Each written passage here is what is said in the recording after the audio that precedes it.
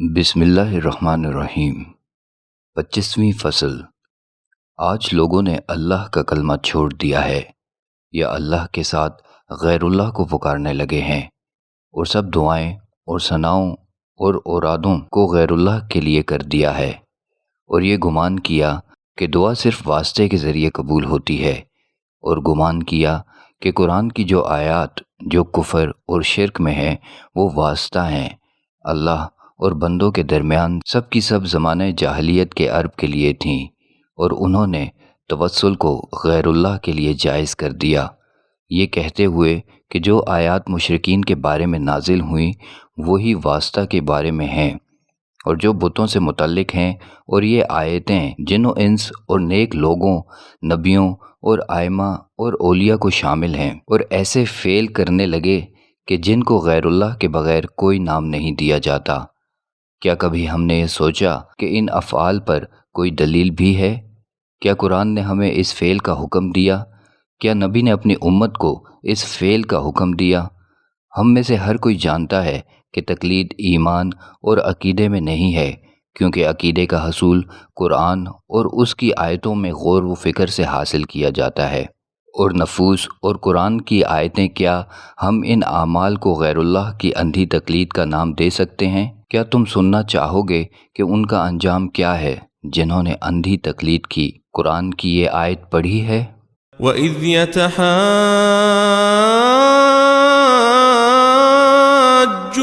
فِي النَّارِ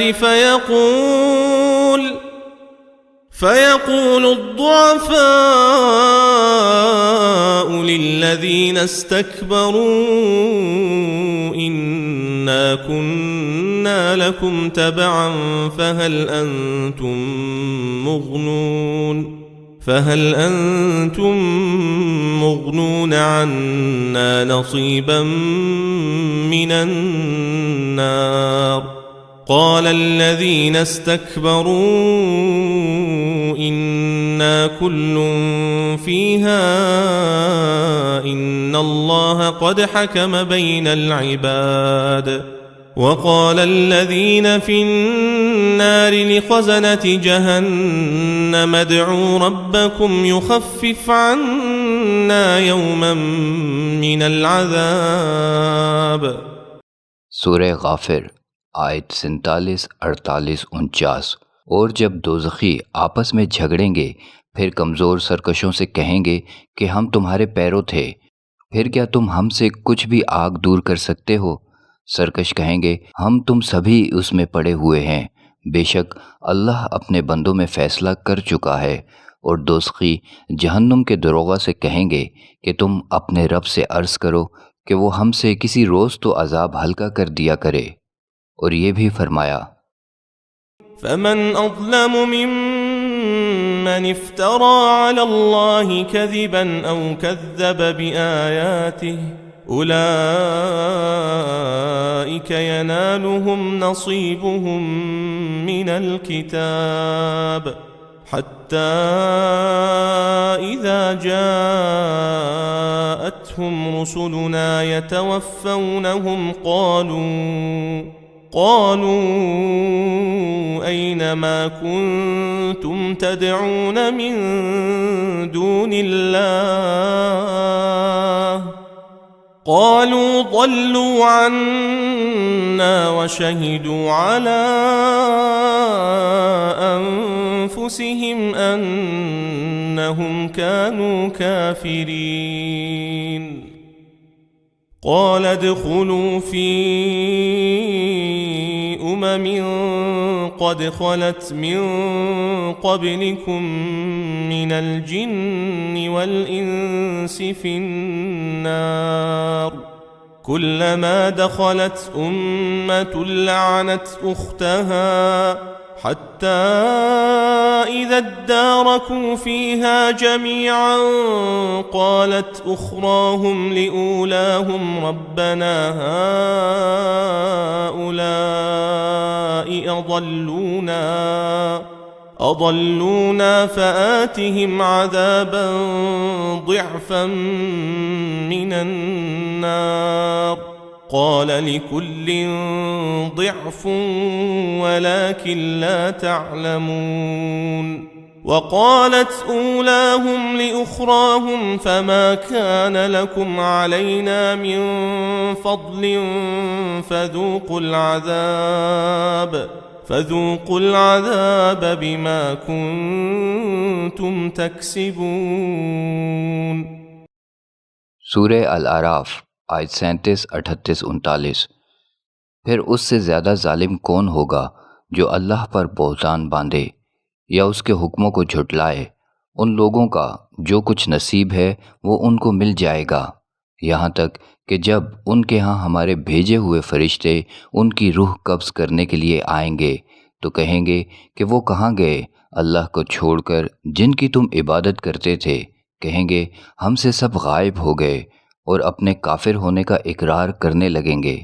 فرمائے گا جنوں اور آدمیوں میں سے جو امتیں تم سے پہلے ہو چکی ہیں ان کے ساتھ دوزخ میں داخل ہو جاؤ۔ جب ایک امت داخل ہوگی تو دوسری پر لعنت کرے گی، یہاں تک کہ جب اس میں سب گر جائیں گے تو ان کے پچھلے پہلوں سے کہیں گے اے رب ہمیں انہوں نے گمراہ کیا، سو تو انہیں آگ کا دگنا عذاب دے۔ فرمائے گا کہ دونوں کا دگنا ہے لیکن تم نہیں جانتے، اور پہلے پچھلوں سے کہیں گے پس تمہیں ہم پر کوئی فضیلت نہیں، بس اب اپنی کمائی کے عذاب چکھو۔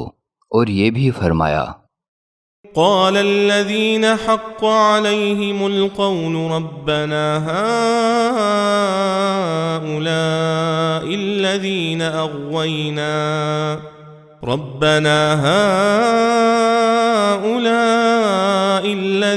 أغوينا أغويناهم كما غوينا تبرأنا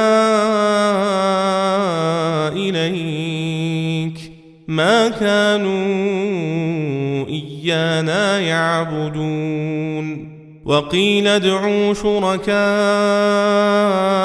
فدعوهم فلم يستجيبوا لهم ورأوا العذاب لو أنهم كانوا يهتدون ويوم يناديهم فيقول ماذا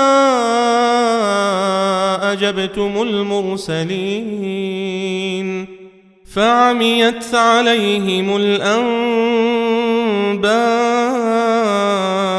يومئذ فهم لا يتساءلون. سورہ القصص آیت 63، 64، 65، 66۔ جن پر الزام قائم ہوگا وہ کہیں گے اے ہمارے رب وہ یہی ہیں جنہیں ہم نے بہکایا تھا، انہیں ہم نے گمراہ کیا تھا جیسا کہ ہم گمراہ تھے، ہم تیرے روبرو بیزار ہوتے ہیں یہ ہمیں نہیں پوچھتے تھے۔ اور کہا جائے گا اپنے شریکوں کو پکارو، پھر انہیں پکاریں گے تو وہ انہیں جواب نہ دیں گے اور عذاب دیکھیں گے، کاش یہ لوگ ہدایت پر ہوتے۔ اور جس دن انہیں پکارے گا پھر کہے گا تم نے پیغام پہنچانے والوں کو کیا جواب دیا تھا؟ پھر اس دن انہیں کوئی بات نہیں سوجے گی، پھر وہ آپس میں بھی نہیں پوچھ سکیں گے۔ ان مذکورہ آیتوں میں گمراہ اور گمراہ کرنے والوں کے اوصاف آئے ہیں، اور قیامت کے دن گمراہ اپنا حق لیں گے یہ کہتے ہوئے کہ ہم نے دنیا میں تمہاری اتباع کی تھی اور ہم نے تمہاری بات سنی تھی، اور بغیر کسی سوال کے گمراہ کرنے والوں سے جواب کی توقع نہ ہوگی۔ اور یہ کہیں گے کہ ہم نے تمہیں گمراہ نہیں کیا تھا بلکہ تم نے خود اپنے آپ کو گمراہ کیا، آج ہم تم سے بری ہیں، صحیح کہ ہم تمہیں دھوکے دیتے اور تم ہماری اندھی تقلید کرتے رہے اور ہماری اتباع کرتے رہے بغیر کوئی عقل کے استعمال کے جو تمہارے پاس تھا۔ اور اس آیت کی آخری قسم میں یہ بات ذکر کی گئی ہے کہ جو لوگ جہنم میں داخل کیے جائیں گے ان سے کسی قسم کا سوال نہ ہوگا، لیکن آج قرآن کی آیتوں میں سوال و جواب کا جھگڑا رکھتے ہیں، لیکن قیامت کے دن اس کی کوئی گنجائش نہ ہوگی جو اس دنیاوی زندگی میں کسی بھی انسان کے لیے ممکن ہے، اور وہ اپنے گھر میں مزے سے بیٹھ کر گمراہی کے کوئی بھی دلائل قرآن کی آیتوں کے انکار کے لیے پیش کر سکتا ہے۔ لیکن کیا جب یہی انسان موت کو آنکھ سے دیکھ لے گا تو کیا اللہ کی آیتوں میں جھگڑنے کی طاقت رکھے گا، جب کہ وہ اس بارے میں خود مختار تھا؟ لیکن جب قیامت کے دن جھگڑے کے اختیار کی طاقت مکمل طور پر چھین لی جائے گی اور وہ کمزور اور ذلیل غلام بن جائے گا، تو بہتر یہی ہے کہ ہم ان سوالوں کے جوابات آج ہی تلاش کریں جس دنیا میں آج ہم ہیں، جب کہ قیامت کے دن کوئی بھی اللہ کی اجازت کے بغیر بات کرنے کی طاقت نہیں رکھے گا۔ اللہ کا ارشاد ہے کہ وہ اشرف المخلوقات ہے اور زمین پر اللہ کا خلیفہ ہے، اور کسی انسان سے یہ توقع نہیں کی جاتی کہ اپنی عقل کسی اور کے سپرد کر دے اور اس کی اطاعت بغیر سوچ و بچار کے کرتا رہے۔ وَلَقَدْ كَرَّمْنَا بَنِي آدَمَ وَحَمَلْنَاهُمْ فِي الْبَرِّ وَالْبَحْرِ ورزقناهم من الطيبات وفضلناهم على كثير ممن خلقنا تفضيلا۔ سورہ الاسراء آیت 60۔ اور ہم نے آدم کی اولاد کو عزت دی ہے اور خشکی اور دریا میں اسے سوار کیا، اور ہم نے انہیں ستھری چیزوں سے رزق دیا اور اپنی بہت سی مخلوقات پر انہیں فضیلت عطا کی۔ ان اعمال میں غور و فکر کے لیے جو چیز متوجہ کرتی ہے وہ ان لوگوں کا کہنا ہے کہ ہم جانتے ہیں کہ اللہ خالق اور قادر عالم ہے، اور ہم یہ بھی جانتے ہیں کہ یہ ائمہ اور ان کی اولاد نیک بندے ہیں جن کے طریقے سے صرف ہم اللہ اور اس کے قریب پہنچ سکتے ہیں۔ حقیقت یہ ہے کہ دعا اور منتیں ان کے واسطے کے بغیر پہنچ سکتی ہیں۔ یہ جواب جو مشرکین نے نبی کے زمانے میں دیا تھا، اور وہ اللہ پر خالق، قادر اور رازق ہونے کی حیثیت سے ایمان رکھتے تھے، لیکن یہ کہتے ہوئے جس طرح آج لوگ کہتے ہیں۔ ان آیات میں غور کریں۔ قُلْ مَن يَرْزُقُكُم مِّنَ السَّمَاءِ وَالْأَرْضِ أَمَّن يَمْلِكُ